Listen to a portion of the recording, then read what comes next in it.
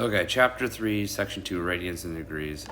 The students will be able to define a radian. Students will be able to convert between degrees and measurements and radian measurements. Okay, we've been used to doing 360 degrees in one full circle. Now we're going to make things turn into radians. It's a different measurement that you can use in a circle. Sometimes we call you need to write our angles as real numbers. This way another way to do it is radian measures.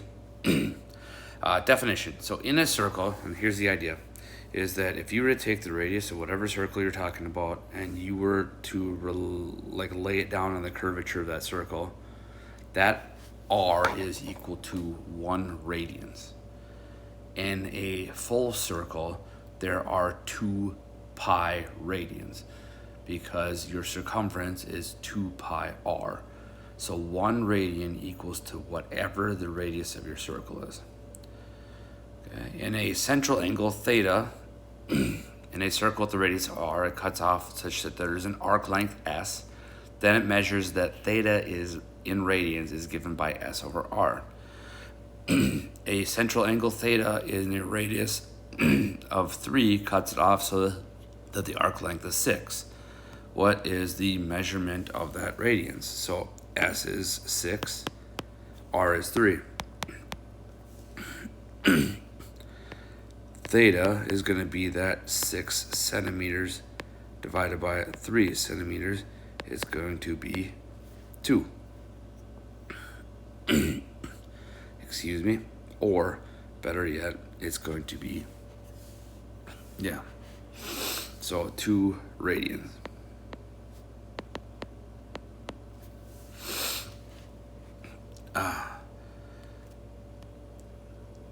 Degrees measurement versus radian measurements. The complete rotation is 360 degrees equals 2 pi. Or I can reduce that down and I can make that turn into pi equals 180. I've got 2 conversion factors. 1 degree can be multiplied by pi over 180, or I can make it 180 is equal to pi, or 180 over pi.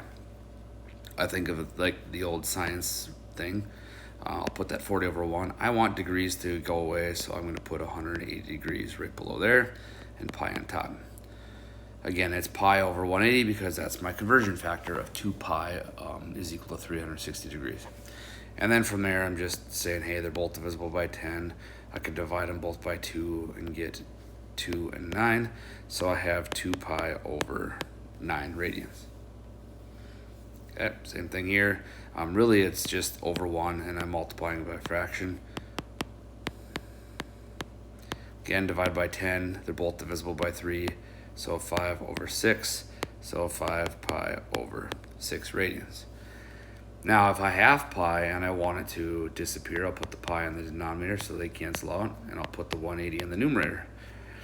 5 and 180, divide them both by 5. 5 goes into 18 3 times, the remainder 30, so 36 degrees. Okay, even if it doesn't have a pi, it's still in radians, so I'll go 1.25 over 1, okay, over 180 over pi. I don't have a calculator, so I'm going to do this real quick. Grab my calculator, go 1.25 times 180, divided by the value of pi. Most calculators have a pi button, and get about 71.62 degrees.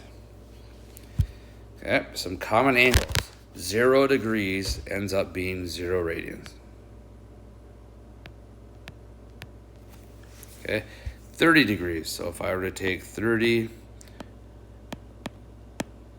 go through this, and reduce down the 30, I get 6 pi over 6. 45.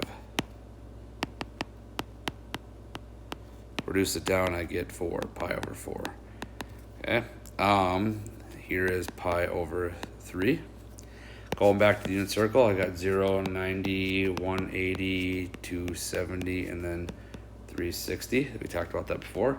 Well, if this is 0 pi's, this is 1 pi. This has got to be half of pi.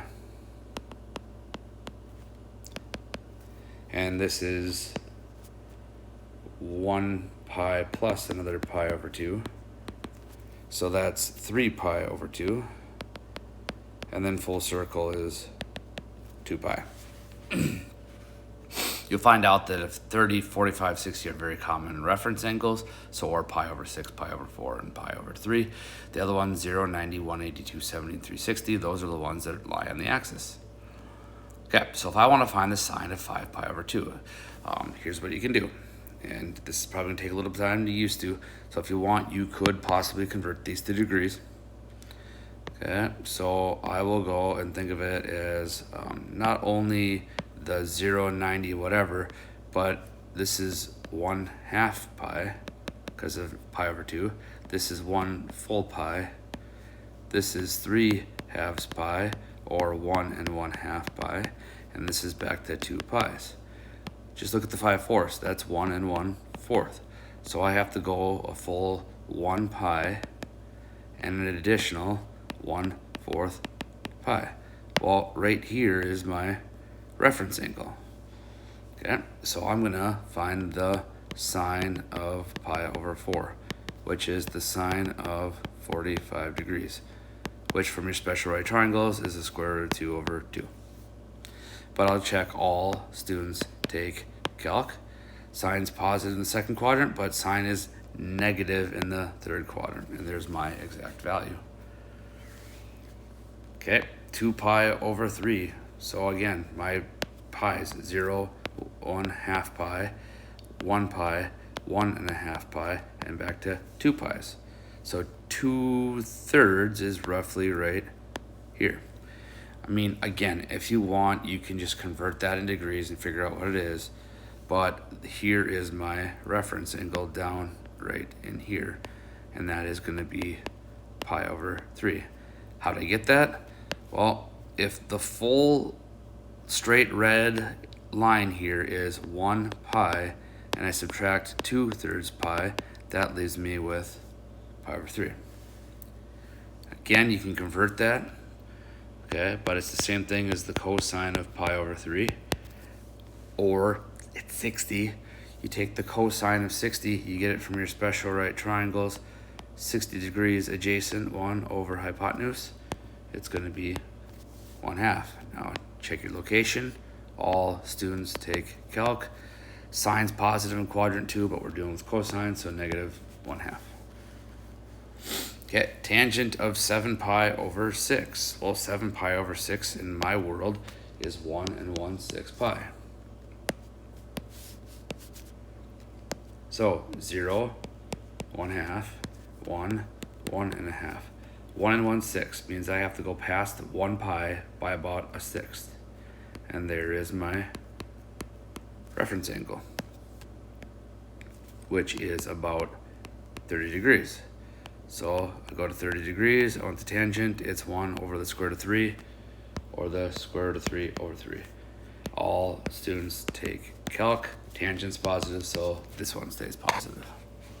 Okay, I know I kept most of my stuff in terms of radians. I did that just for practice because you want to get used to that, but you are more than likely to convert it back in degrees and work in it from there. Okay? That is pretty much the same thing we've been doing before. It's just instead of it being 30 degrees, 45 degrees, 300 degrees, 210, and all those, you're working with radians.